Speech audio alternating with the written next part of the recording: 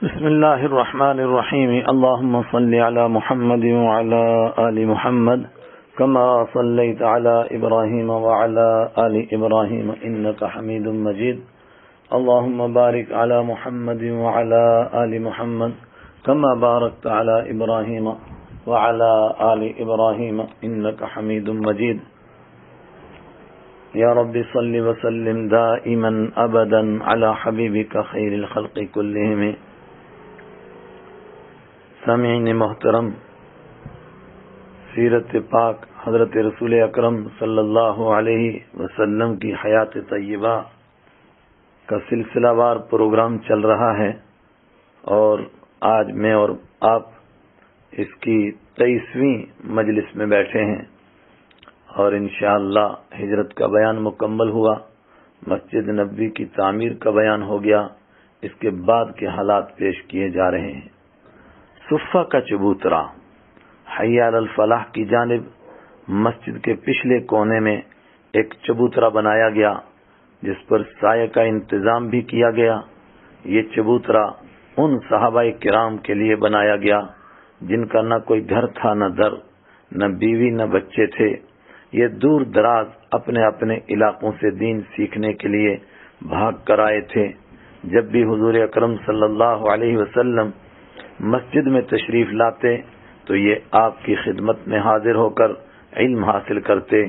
نیز ان کی تعلیم کے لیے پرانے صحابہ میں سے بھی کسی کسی کو مقرر کیا جاتا۔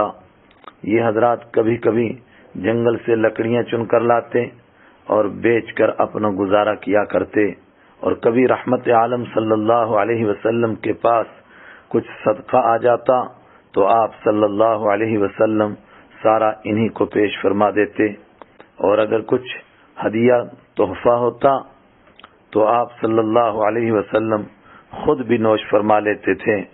کبھی صحابہ کرام میں ایک ایک دو دو کو تقسیم کر کے ان کی مہمان نوازی کا فرض پورا کیا جاتا، اور کبھی وسعت والے صحابہ کرام ان حضرات کی دعوت بھی فرما دیتے۔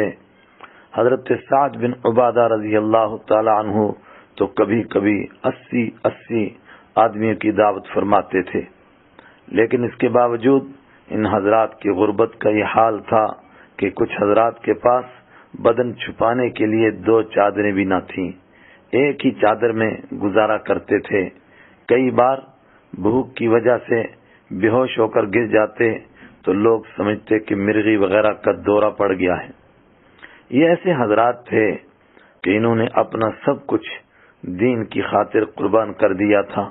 جب بھی دین کے کسی کام کا حکم ہوتا اس کی طرف دوڑ پڑتے۔ بیر معونہ کے قصے میں جو 70 صحابہ کرام دین کی دعوت اور تعلیم کے لیے بھیجے گئے تھے، پھر وہاں کے لوگوں نے دھوکہ دے کر ان میں سے 68 حضرات کو شہید کر دیا تھا۔ ان میں زیادہ تر حضرات یہی صفہ والے حضرات تھے۔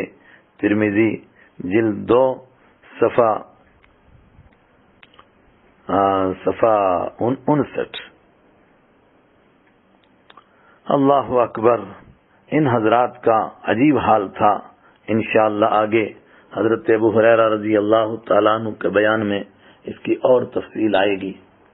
ازواج مطہرات کے حجرے مسجد کے کام سے فارغ ہوتے ہی رحمت عالم صلی اللہ علیہ وسلم نے اپنے گھر والوں کے لیے مکانوں کا کام لگوایا۔ اس وقت آپ کے نکاح میں ہونے کا شرف صرف حضرت سودا رضی اللہ عنہا اور حضرت عائشہ رضی اللہ عنہا کو حاصل تھا۔ اس لیے حی علی الفلاح کی جانب مسجد کے بالکل ساتھ ہی 2 مکان بنائے گئے۔ مکان کیا تھے؟ بس کوئی 6-7 ہاتھ چوڑے اور 10 ہاتھ لمبے کچی اینٹوں کے حجرے تھے، جن پر وہی کھجور کی چھالوں اور پتوں کی چھت اور دروازہ پر کواڑ کی جگہ ٹاٹ کی بوری یا کمبل وغیرہ کا پردہ تھا۔ امام بخاری رحمۃ اللہ علیہ فرماتے ہیں ان میں چراغ بھی کم ہی جلتا تھا۔ اور کسی عربی شاعر نے بہت خوب بات کہی کہ جہاں سراج منیر یعنی حضرت رحمت عالم صلی اللہ علیہ وسلم رہتے تھے، سراج منیر یعنی چمکتے ہوئے چراغ وہاں دنیا کے سراج یعنی چراغ کی ضرورت بھی کیا تھی۔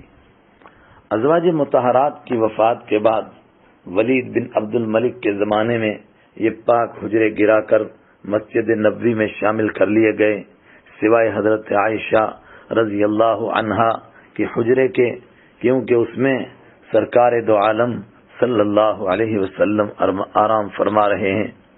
اور جس وقت ان پاک حجرات کے گرانے کا فیصلہ ہو گیا، اس وقت مدینہ منورہ میں آہ و بکا اور چیخ و پکار سے کوہرام مچ گیا۔ پچھلے زخم تازہ ہو گئے، لیکن کرتے بھی کیا، یہ بھی مجبوری تھی، مسجد کو بڑھانا تھا۔ ایک بزرگ سہل بن حنیف فرمایا کرتے تھے، افسوس اگر یہ حجرے اسی طرح باقی رہنے دیے جاتے تو لوگ دیکھتے جن کے ہاتھ میں سارے خزانوں کی کنجیاں تھیں وہ کیسے کیسے جھونپڑوں میں زندگی بسر کرتے تھے۔ اسی درمیان رحمت عالم صلی اللہ علیہ وسلم کے حکم پر حضرت زید بن حارثہ رضی اللہ عنہ اور حضرت ابو رافع رضی اللہ عنہ مکہ مکرمہ جا کر رحمت عالم صلی اللہ علیہ وسلم کی صاحبزادی حضرت فاطمہ رضی اللہ عنہا اور حضرت ام کلثوم رضی اللہ عنہا اور زوجہ مطہرہ حضرت سودا رضی اللہ عنہا کو بھی مدینہ منورہ لے کر آ گئے، جبکہ حضرت رقیہ رضی اللہ عنہا اپنے شوہر حضرت عثمان رضی اللہ عنہ کے ساتھ حبشہ میں تھی، اور حضرت زینب رضی اللہ تعالی عنہا کو ان کے شوہر ابو العاص نے آنے نہیں دیا۔ وہ غزوہ بدر تک مکہ میں ہی رہیں، بعد میں ان کے شوہر حضرت ابو العاص رضی اللہ عنہ بھی مسلمان ہو کر مدینہ تشریف لے آئے۔ ادھر حضرت ابو بکر صدیق رضی اللہ عنہ نے اپنے صاحبزادے حضرت عبداللہ رضی اللہ عنہ کو بھی حضرت زید رضی اللہ عنہ کے ساتھ بھیج دیا تھا۔ وہ حضرت ابو بکر صدیق رضی اللہ عنہ کے گھر والوں کو لے کر آ گئے، جن میں ام المؤمنین حضرت عائشہ رضی اللہ تعالی عنہا بھی تھی۔ اور اس دوران رحمت عالم صلی اللہ علیہ وسلم بھی حضرت ابو ایوب انصاری رضی اللہ عنہ کے گھر سے اپنے حجرے میں تشریف لے آئے۔ مدینہ پاک میں آپ صلی اللہ علیہ وسلم کے پڑوس میں حضرت ابو ایوب رضی اللہ عنہ کے علاوہ حضرت سعد بن معاذ، حضرت اسعد بن زرارہ وغیرہ انصاری صحابہ کرام رہتے تھے، جو دودھ، سالن وغیرہ کا تحفہ پیش کرنے میں کبھی کمی نہیں کرتے تھے۔ اسی طرح حضرت انس رضی اللہ تعالی عنہ کی والدہ محترمہ نے اپنی کچھ جائیداد ہدیے میں پیش کی، جو آپ صلی اللہ علیہ وسلم نے ان کی زوردار فرمائش پر قبول تو فرما لی، مگر اپنی دائی حضرت ام ایمن رضی اللہ عنہا کو دے دی۔ انصار اور مہاجرین کا بھائی چارہ۔ دنیا میں دیسی اور پردیسی، مقامی اور باہر کے لوگوں کا جھگڑا کوئی نئی بات نہیں ہے، بلکہ صدیوں سے چلی آ رہی جہالت ہے، اور آج تو دنیا کا کوئی کنارہ، کوئی کونا اس جھگڑے سے خالی نہیں ہے۔ ہر جگہ مقامی رہنے والے لوگ سمجھتے ہیں کہ ہم یہاں کے تنکے کے مالک تھے، یہ باہر سے لوگ آئے، انہوں نے ہماری روزی روٹی پر قبضہ کر لیا، ہمارا کاروبار ہم سے چھین لیا، جبکہ باہر سے آ کر رہنے والے یہ سوچتے ہیں کہ ان کو زندگی کا ڈھنگ ہی نہیں آتا تھا، بھوکے مر رہے تھے، ہم نے آ کر کاروبار کیا، اپنی قابلیت سے معیشت کی کمر سیدھی کی، تب ان مقامی لوگوں کو بھی روٹی مل گئی۔ خیر، اب تو ساری دنیا میں یہ حال ہے کہ جو لوگ وہاں 500 سال پرانے رہ رہے ہیں، دوسرے لوگ صرف اس لیے ان کے دشمن ہیں کہ ہم تم سے 50 سال پہلے سے یہاں رہ رہے تھے۔ پھر اس نام پر انسانیت کا کس طرح قتل عام ہوتا ہے، کس طرح انسان کو ذلیل و خوار کر کے بے وطن کیا جاتا ہے، اس کو تو بیان کرنے کی ضرورت ہی نہیں، یہ سب کے سامنے ہے۔ لیکن 1400 سال پہلے کی مدینہ کی تاریخ پر بھی ایک نظر ڈال لیجئے، ایک دوسرا ہی نقشہ نظر آئے گا۔ کوئی مکہ سے، کوئی حبشہ سے، کوئی روم سے اور کوئی ایران سے آتا ہے، لیکن مدینہ کے انصار اس کو اس طرح بھائی بنا لیتے ہیں جیسے دو جڑواں بھائی ہوں، سگے دو جڑواں بھائی ہوں۔ حضرت رحمت عالم صلی اللہ علیہ وسلم جس وقت مدینہ منورہ میں تشریف لائے اس وقت سوچ اور عقیدے کے اعتبار سے یہاں 3 قومیں تھیں. ایک یہودی جو کہنے میں تو اہل کتاب تھے لیکن حقیقت میں سب کچھ جانتے پہچانتے ہوئے اسلام کو چھوڑ کر کفر پر ڈٹ جانے کا انہوں نے فیصلہ کر لیا تھا. حضرت رحمت عالم صلی اللہ علیہ وسلم نے یہ کچھ معاہدوں کی رسی میں باندھ دیے تھے. دوسرے وہ مشرک تھے جو مدینہ کے اندر کم لیکن مدینہ کے آس پاس زیادہ رہتے تھے. دین اسلام ان کو بھی سمجھ آ گیا تھا لیکن دنیا کے مفاد کے پیچھے کفر چھوڑنے کو تیار نہیں تھے. یہی طبقہ آگے چل کر منافق بنا. تیسرے وہ خوش نصیب تھے جن کو اللہ تعالیٰ نے اپنے کرم سے ایمان بھی عطا فرمایا اور ایمانی تقاضوں پر ہر قسم کی قربانی کا جذبہ بھی. دوسری طرف وہ مخلص اور سچے مومن تھے جو مکہ مکرمہ سے ہجرت کر کے آئے تھے. وہ اپنا سب کچھ چھوڑ چھاڑ کر بالکل خالی ہاتھ مدینہ منورہ پہنچے تھے. یہ حضرات دلاسے اور دلجوئی کے محتاج بھی تھے. ماں باپ بھائی بہن بچوں کی جگہ کسی دل بہلانے والے کی ضرورت بھی تھی اور سر چھپانے کے لیے کسی چھت کے حاجت مند بھی تھے. البدایہ والنہایہ جلد 3 صفحہ 254 پر یہ تفصیل دیکھی جا سکتی ہے. بھائی چارے کی بنیاد دین پر نہ نسل پر نہ قوم پر، یعنی کہہ سکتے ہیں قوم پرستی کی کمر میں خنجر. یہ بیان کردہ ساری پریشانیاں تھیں لیکن اصل مسئلہ کچھ اور ہی تھا. وہ یہ کہ آج تک بھائی چارہ آپسی جوڑ اور اخوت کی بنیاد 2 چیزوں پر تھی. ایک ملک، دوسرے قوم، اور خاص عرب میں صرف قوم اور خاندان پر تھی. پھر وہ بنیاد بھی ذاتوں اور چھوٹی چھوٹی شاخوں کی بنیاد پر ٹوٹتی پھوٹتی رہتی تھی. اور کچھ علاقوں میں بھائی چارے کی بنیاد صرف ملک اور علاقے پر تھی، پر وہ بھی الگ الگ علاقوں کے نام پر صبح و شام ٹوٹتی پھوٹتی بلکہ نیست و نابود ہوتی رہتی تھی. اس کی وجہ یہ تھی کہ یہ بنیاد ہی اتفاق کے بجائے جھگڑے اور اختلاف کا باعث تھی، کیونکہ ایک قوم کا دوسری قوم کے ساتھ تب تک اتفاق ہو ہی نہیں سکتا جب تک وہ دونوں ایک قوم نہ بن جائیں، اور 2 قوموں کا ایک ہونا ناممکن ہے. اسی طرح 2 ملکوں کا بھی اتحاد اور اتفاق، حقیقی اتحاد تبھی ہو سکتا ہے جب دونوں ملک ایک ہو جائیں. لیکن جن لوگوں کے بڑے بننے اور اونچے اونچے عہدے حاصل کرنے کی بنیاد اور کرسیوں کی جن لوگوں کے بڑے بننے اور اونچے ہونے کی بنیاد ہی عہدوں اور کرسیوں پر ہو، وہ کب چاہیں گے کہ 2 ملک ایک ہو جائیں، چاہے ہماری کرسیاں اور ہمارے عہدے بھی چلے جائیں؟ بالکل نہیں. بلکہ ایسے بڑے لوگ تو ملکوں کے ٹکڑے ٹکڑے کرتے رہیں گے تاکہ زیادہ ملک ہوں اور زیادہ بادشاہ بنیں، زیادہ لوگوں کو وزارتیں ملیں. اس کی زندہ مثال آج کے نام کے اسلامی اور عربی ممالک ہیں. دیکھو بڑے لوگ انہیں کیسے تقسیم در تقسیم کرتے چلے جا رہے ہیں تاکہ ہمیں اونچے اونچے عہدے ملتے رہیں. پھر انسانوں میں اکڑنے، بڑا بننے، فخر کرنے بلکہ تکبر کرنے کے لیے یہ 2 ہی چیزیں باقی رہ گئی تھیں. کوئی کہتا میں بڑا ہوں اس لیے کہ میں تمیمی ہوں، کوئی کہتا میرے سے اونچا کوئی ہو ہی نہیں سکتا کیونکہ میں تو قریشی ہوں. بلکہ خاندان اور برادری کے نام پر جو تقسیم ہمارے ملک میں ہوئی ہے وہ تو کوئی سوچ بھی نہیں سکتا. اللہ اکبر. اسی طرح کوئی کہہ رہا تھا میں سب سے بڑا ہوں کیونکہ میں دنیا کی بڑی طاقت ایران کا رہنے والا ہوں، تو کوئی کہہ رہا تھا نہیں میں رومی ہوں جو دنیا کی سپر پاور ہے، لہذا میرے جیسا کوئی ہو ہی نہیں سکتا. ایسے ماحول میں سب سے بڑا سوال یہ تھا کہ اسلامی اور مسلمانی معاشرے کی بنیاد کس چیز پر رکھی جائے. سبحان اللہ. رحمت عالم صلی اللہ علیہ وسلم نے خدائی حکم کے مطابق اس کی بنیاد صرف اور صرف اسلام پر اور اللہ کے دین پر رکھی. یہ صرف زبانی کہنے کی بات نہیں تھی بلکہ عقل دنگ تھی. شیطان حیران و پریشان تھا.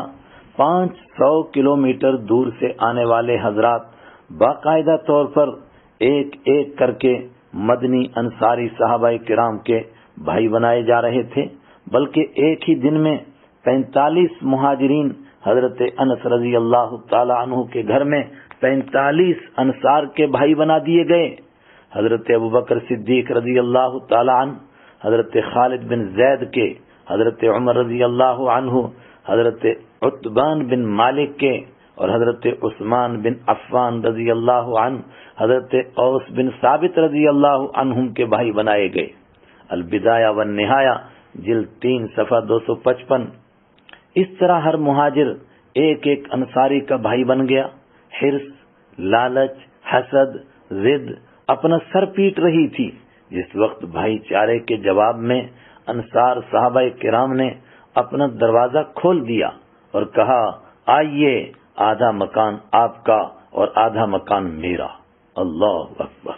اسی طرح آدھا باغ میرا اور آدھا باغ آپ کا، آدھا کھیت میرا اور آدھا آپ کا۔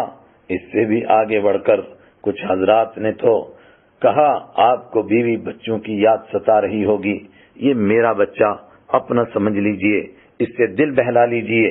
اور کچھ تو اس سے بھی آگے نکل گئے، انہوں نے کہا، آپ کی بیوی مکہ میں رہ گئی، میرے نکاح میں 2 بیویاں ہیں، میں ایک کو طلاق دیتا ہوں، جب عدت پوری ہو جائے تو آپ ان سے نکاح کر لیجئے۔ سبحان اللہ۔ لیکن ہجرت کرنے والے نے اپنے بھائی کا احسان مان کر اس کو مبارکباد دیتے ہوئے کہا، بھائی صاحب، مجھے صرف سر چھپانے کے لیے جگہ دے دیجئے، باقی سب کچھ آپ کو مبارک۔ باغ، کھیت وغیرہ کا کام تو ہمیں آتا ہی نہیں، مجھے بس بازار کا راستہ دکھا دیجئے، میں کچھ تجارت وغیرہ کر کے اپنا گزارا کر لوں گا۔ البدایہ والنہایہ جلد 3 صفحہ 256۔ شروع میں تو یہ ایسے بھائی بنتے تھے کہ ایک دوسرے کی وراثت اور جائیداد کے حصے دار بھی بن جاتے تھے۔ اللہ اکبر۔ جیسا کہ خود قرآن کریم میں موجود ہے، ان الذین آمنوا وہاجروا وجاہدوا باموالہم وانفسہم فی سبیل اللہ والذین آووا ونصروا اولئک بعضهم اولیاء بعض۔ بے شک جو لوگ ایمان لائے اور انہوں نے ہجرت کی اور انہوں نے اللہ کے راستے میں اپنے مال اور اپنی جان سے جہاد کیا، اور وہ لوگ جنہوں نے ان کو جگہ دی اور ان کی مدد کی، یہ سب آپس میں ایک دوسرے کے ولی اور ایک دوسرے کے وارث ہیں۔ سورہ انفال آیت نمبر 72۔ بعد میں وراثت والی حصے داری تو ختم کر دی گئی، جیسا کہ آگے حکم ہوا، والذین آمنوا من بعد وہاجروا وجاہدوا معکم فاولئک منکم وَأُولُو الْأَرْحَامِ بَعْضُهُمْ أَوْلَى بِبَعْضٍ فِي كِتَابِ اللَّهِ إِنَّ اللَّهَ بِكُلِّ شَيْءٍ عَلِيمٌ۔ اور وہ لوگ جو بعد میں ایمان لائے اور انہوں نے ہجرت کی اور تمہارے ساتھ مل کر جہاد کرتے رہے، وہ بھی تمہاری ہی جماعت میں سے ہیں، اور رشتہ دار اللہ کی کتاب کے مطابق ایک دوسرے کے زیادہ حقدار ہیں، بے شک اللہ تعالی ہر ایک چیز کو جاننے والا ہے۔ سورہ انفال آیت 75۔ اور رشتہ داروں کو وراثت میں ملنے والا حصہ تفصیل سے سورہ نساء میں بیان فرما دیا، لیکن بھائی چارے کی بنیاد پھر بھی دین اور اسلام پر ہی رہی۔ فرمایا، انما المؤمنون اخوہ فاصلحوا بین اخویکم واتقوا اللہ لعلکم ترحمون۔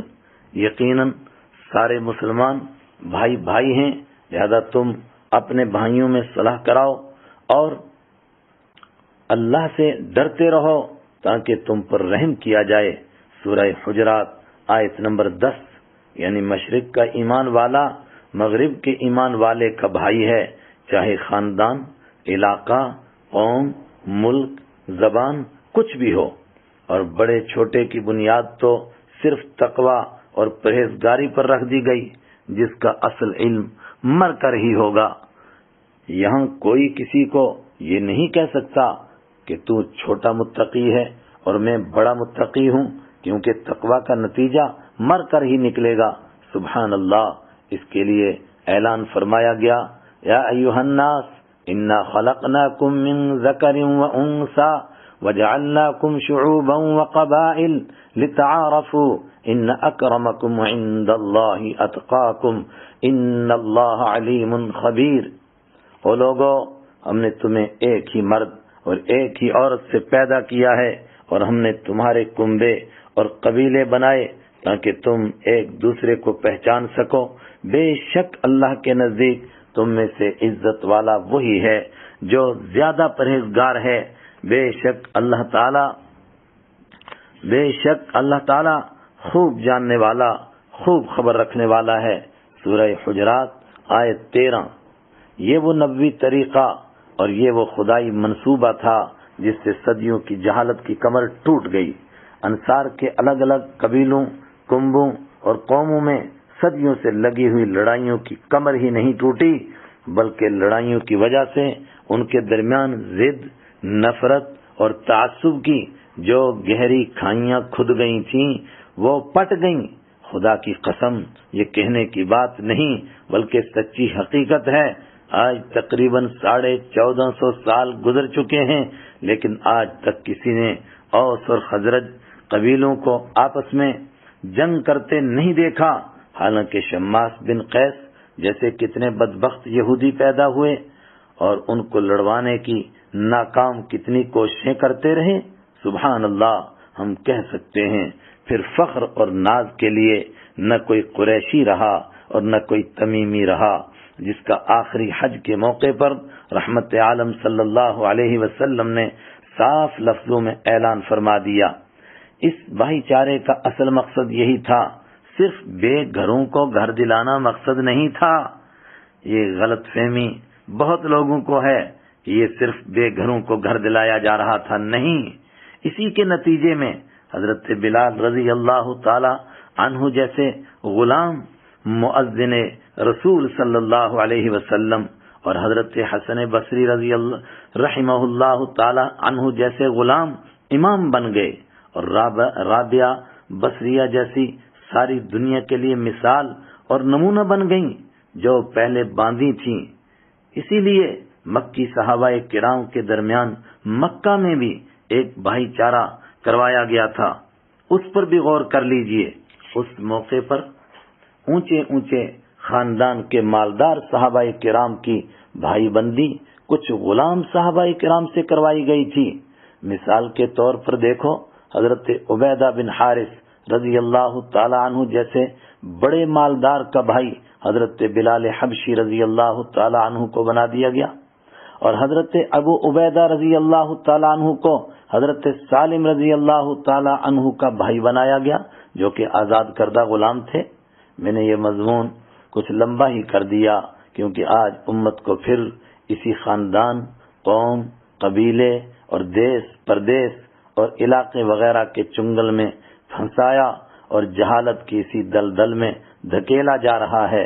اقبال مرحوم نے اسی کے متعلق تڑپ کر کہا تھا، ان تازہ خداؤں میں بڑا سب سے وطن ہے، جو اس کا پیراہن ہے وہ مذہب کا کفن ہے۔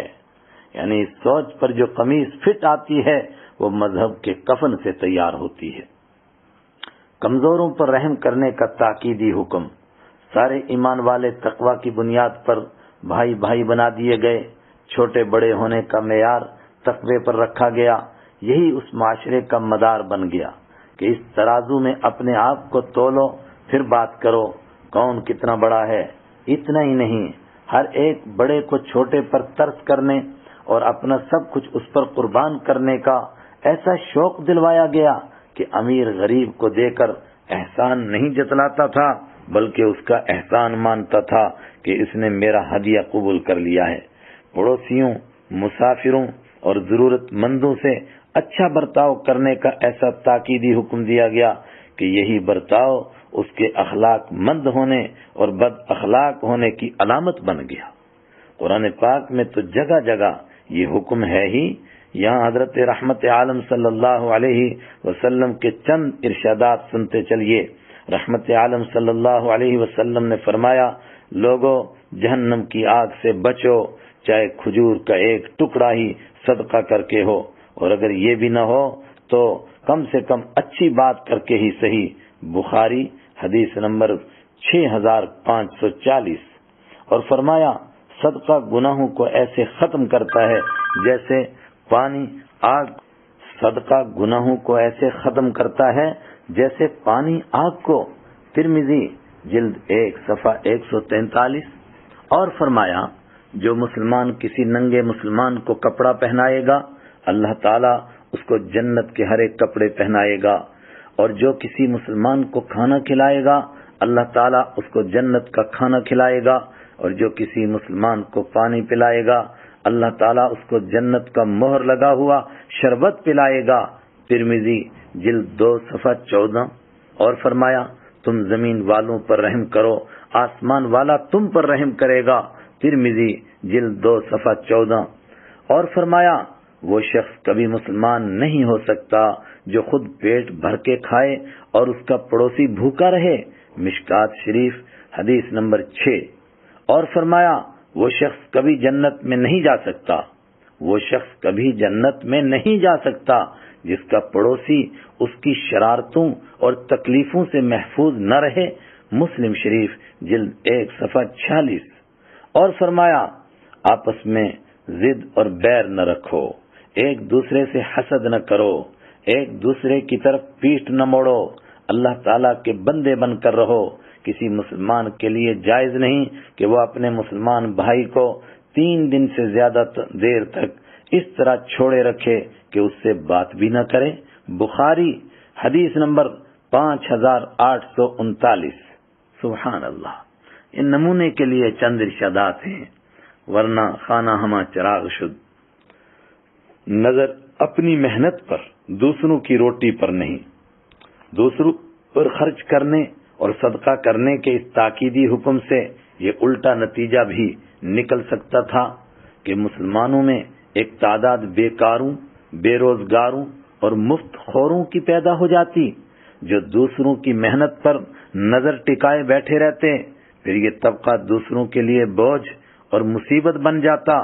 رحمت عالم صلی اللہ علیہ وسلم کا اس طرف بھی پورا دھیان تھا۔ چنانچہ اس لیے صدقہ کے اس تاکیدی حکم کے ساتھ ساتھ اپنے ہاتھوں کی حلال کمائی کا بھی تاکیدی حکم دیا گیا، دوسرے پر بوجھ بننے سے منع کیا گیا، اور مانگ کر گزارا کرنے کی تو بہت ہی نفرت دلوں میں پیدا کی گئی۔ کچھ ایک ارشادات ایسے بھی سنتے چلیے تاکہ اندازہ ہو سکے کہ اعتدال کیسے برقرار رکھا گیا۔ فرمایا جو مانگ کر گزارا کرے گا اور بغیر گزارا کرے گا اور بغیر سخت مجبوری کے مانگے گا وہ قیامت کے دن دربار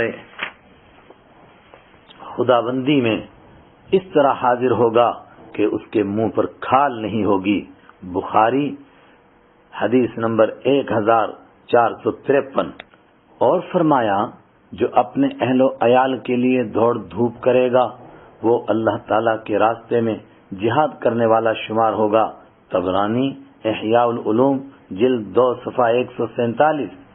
اور فرمایا جو اپنی عزت بچانے کے لیے دنیا طلب کرے اور کسب حلال کے لیے محنت کرے وہ شہیدوں کے درجے میں ہے۔ طبرانی احیاء العلوم جلد 2 صفحہ 147۔ اور فرمایا جو 40 دن تک حلال کمائی کر کے حلال روزی کھاتا رہے گا اللہ تعالیٰ اس کے دل سے اس کی زبان پر حکمت کے دریا چلا دیتے ہیں۔ ابو نعیم احیاء العلوم جلد 2 صفحہ 147۔ اس کا نتیجہ بھی دستہ دستی نکلا۔ انصاری صحابہ کرام کی اتنی بڑی قربانی اور پیشکش پر مہاجر صحابہ کرام میں سے بہت سارے صحابہ کرام نے ان کا احسان مان کر اور انہیں مرحبا مرحبا کہہ کر معذرت کر دی اور اپنا مزدوری یا تجارت وغیرہ کا کام شروع کر لیا۔ حضرت سعد بن ربیع رضی اللہ تعالی عنہ انصاری ہیں، انہوں نے اپنے مہاجر بھائی عبد الرحمن بن عوف رضی اللہ تعالی عنہ کو اپنی ہر چیز میں برابر کا حصے دار بنا کر جب یہ عرض کیا بھائی صاحب یہ سب کچھ آپ کا ہے، ہر چیز میں برابر کا حصے دار بنایا اور پھر کہا بھائی صاحب یہ سب کچھ آپ کا ہے۔ عبد الرحمن بن عوف رضی اللہ تعالی عنہ نے یہ سب کچھ آپ کو مبارک ہو، یہ سب کچھ انہوں نے فرمایا، عبد الرحمن بن عوف رضی اللہ تعالیٰ عنہ نے فرمایا یہ سب کچھ آپ کو مبارک ہو، آپ بس مجھے بازار کا راستہ بتا دیجئے۔ حضرت سعد رضی اللہ عنہ نے ان کو بنو قینقاع کے بازار کا راستہ دکھا دیا۔ حضرت عبد الرحمن بن عوف رضی اللہ عنہ نے کچھ دودھ، مکھن اور پنیر خرید کر اس کو تھوڑا تھوڑا کر کے بیچنا شروع کیا۔ اللہ تعالیٰ نے پہلے ہی دن بہت برکت عطا فرمائی۔ کچھ دن میں ہی ایسے حالات بن گئے کہ انہوں نے نکاح کر لیا۔ پھر ایک وقت ایسا بھی آیا کہ ان کا کاروبار اتنا بڑھ گیا کہ 700 اونٹوں پر ان کا مال لادا جاتا تھا، اور اس کا صحیح اندازہ اس سے لگایا جا سکتا ہے کہ صرف اس واقعے کے 9 سال بعد غزوہ تبوک میں چندہ کے لیے حضرت عبد الرحمن بن عوف رضی اللہ عنہ نے 200 اوقیہ یعنی تقریباً 9 کلو چاندی دی تھی، اور کچھ حضرات 800 درہم لکھتے ہیں۔ اسی طرح دوسرے صحابہ کرام حضرت ابوبکر صدیق رضی اللہ عنہ، حضرت عمر فاروق رضی اللہ عنہ، حضرت عثمان رضی اللہ عنہ نے بھی تجارت کے لیے بڑی بڑی دکانیں کھول لی تھی، اور کچھ دنوں بعد وہ انصار سے بھی زیادہ مالدار ہو گئے تھے۔ اور کچھ مہاجرین جنہوں نے انصاری صحابہ کرام کی ضد پر ان سے کھجوروں کے باغ کا ہدیہ قبول کر لیا تھا، انہوں نے بھی بنو قریظہ کی فتح کے بعد جس وقت مہاجر صحابہ کرام کے حالات اچھے ہو گئے وہ ہدیہ واپس کر دیا۔ لیکن انصاری صحابہ کرام کی مہاجر صحابہ کرام کے لیے کیا تڑپ تھی، اس کا اندازہ اس سے کیجئے کہ جس وقت بحرین کی فتح پر حضرت رحمت عالم صلی اللہ علیہ وسلم نے انصار کو بلا کر فرمایا میں یہاں کی زمین اور ساری چیزیں انصار میں تقسیم کرنا چاہتا ہوں، انصار رو پڑے کہ پہلے ہمارے مہاجر بھائیوں کو بھی اتنی ہی دی جائے تب ہم منظور کریں گے۔ سبحان اللہ، مدینہ پاک کے انصار کی اس قربانی کی مثال دنیا قیامت تک پیش نہیں کر سکتی۔ یہ باتیں مہاجر صحابہ کرام نے سنی تو عرض کیا یا رسول اللہ ہمارا سابقہ کس قوم سے ہوا ہے؟ پھر انصار کے احسانات کا تذکرہ کیا۔ اس پر آپ صلی اللہ علیہ وسلم نے فرمایا تم ان کے لیے دعا کرو، اور دعا کا احسان مال کے احسان سے بڑا ہوا ہے۔ البدایہ والنہایہ جلد 3 صفحہ 283 284۔ اذان کی ابتدا، مسجد نبوی تعمیر ہو گئی اور دلوں کی صفائی کا جو اصل کام تھا وہ بھی شروع ہو گیا۔ باقاعدہ جماعت کے ساتھ نماز ہونے لگ گئی، لیکن ابھی لوگوں کو وقت پر بلانے کا کوئی باقاعدہ انتظام نہیں ہو سکا تھا، اس لیے جماعت کے بعد جو جب پہنچتا اپنی نماز پڑھ لیتا تھا، لیکن یہ بات اسلام کے مزاج اور اس کی روح کے خلاف تھی۔ اسلام میں سب سے زیادہ اہمیت اتحاد و اجتماعیت کی ہے۔ حضرت رحمت عالم صلی اللہ علیہ وسلم اس کے لیے بہت فکر مند تھے، اسی لیے صحابہ کرام سے صلاح و مشورہ فرمایا۔ کسی نے کہا آگ جلا دی جائے، کسی نے کہا گھنٹی بجا دی جائے، وغیرہ وغیرہ مشورے آئے، لیکن آپ صلی اللہ علیہ وسلم نے یہ مشورے پسند نہیں فرمائے، کیونکہ ان میں دوسری قوموں کی مشابہت کی بو آ رہی تھی۔ حضرت عمر رضی اللہ تعالیٰ عنہ نے عرض کیا نماز کے وقت ایک شخص محلہ الصلاۃ جامعہ الصلاۃ جامعہ کہتے ہوئے نماز کا اعلان کر دے کہ نماز کھڑی ہونے والی ہے، نماز کی جماعت ہونے والی ہے۔ آخر اسی پر فیصلہ ہو گیا۔ رات اللہ تعالی کی طرف سے حضرت عبداللہ بن زید بن عبد ربہ کو خواب میں فرشتے نے اذان کا یہ طریقہ دکھایا جو آج تک امت میں چلا آ رہا ہے۔ انہوں نے صبح حضور اکرم صلی اللہ علیہ وسلم کو سارا خواب سنایا۔ اس پر آپ صلی اللہ علیہ وسلم نے حضرت بلال حبشی رضی اللہ عنہ کو حکم دیا، کیونکہ ان کی آواز بہت بلند تھی، کہ آپ حضرت عبداللہ بن زید بن عبد ربہ جس طرح بتائیں اسی طرح زور زور سے اذان دو۔ انہوں نے اذان دی۔ توحید والے اس بلاوے اور ندا سے لوگ بہت متاثر ہوئے۔ اور اللہ تعالیٰ کو یہ طریقہ اتنا پسند آیا کہ اب قیامت تک ہر مسجد سے دن میں 5 مرتبہ یہی توحیدی اعلان اور بلاوا سنائی دیتا ہے، اور اسی کا حکم ہے۔ مشکات شریف حدیث نمبر 641۔ آج کی اس مجلس کا اسی پر اختتام کرتے ہیں۔ اللہ تعالی ہمیں ان مجلسوں کی برکتیں عطا فرمائے، اس کو ہمارے لیے نافع بنائے۔ وآخر دعوانا ان الحمد للہ رب العالمین۔